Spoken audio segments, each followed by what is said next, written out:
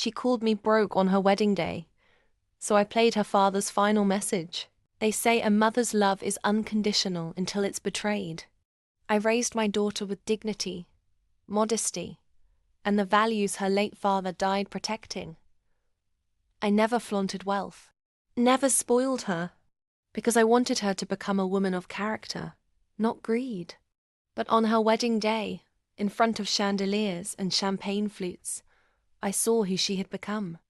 And she had the audacity to call me broke. The ballroom was packed with laughter and clinking glasses. Her groom's family aristocrats with polished shoes and plastic smiles whispered about my simple dress and the fact that I'd arrived in a taxi. I didn't care, until I overheard my own daughter giggling at the head table. She couldn't even afford a proper gift, she sneered, sipping champagne. What do you expect? She's just a poor old widow living off scraps. Her in-laws chuckled politely. At least she raised you well, one said.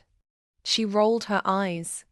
Please, I raised myself. That's when I stood up, glass in hand, smile unshaken, heart cold. May I say a few words? I asked. The room hushed. All eyes turned to me. I want to propose a toast, I began. To my daughter, the bride. You've grown into a stunning woman. Beautiful, ambitious, sharp-tongued, and even sharper-witted. I let that hang. Then I pulled out a small speaker from my purse. One thing your father and I always agreed on. A child's character is forged by truth. And on the eve of his passing, he left behind something.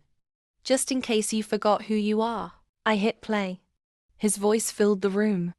Sweetheart, if you're hearing this, it means your mother felt it was time.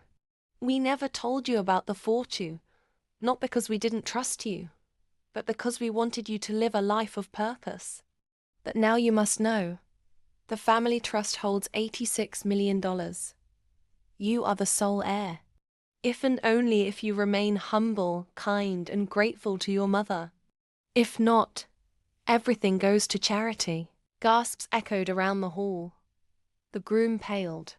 His father sat straighter in his chair. But I wasn't done. I looked her dead in the eyes. Unfortunately, darling, I've just updated the will. I pulled out a notarized document and handed it to the officiant.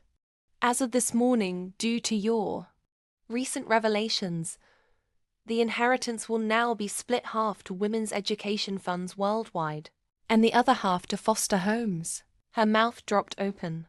Her hands trembled. You always thought I had nothing, I said softly. Turns out, I just had enough decency not to spoil you. She didn't say a word as I walked out of that ballroom. But I didn't need to hear anything. The silence was enough. Love that twist? You won't believe the next one. Real-life inspired tales of karma, betrayal, and sweet strategic revenge. Hit that subscribe button and ring the bell because justice never goes out of style.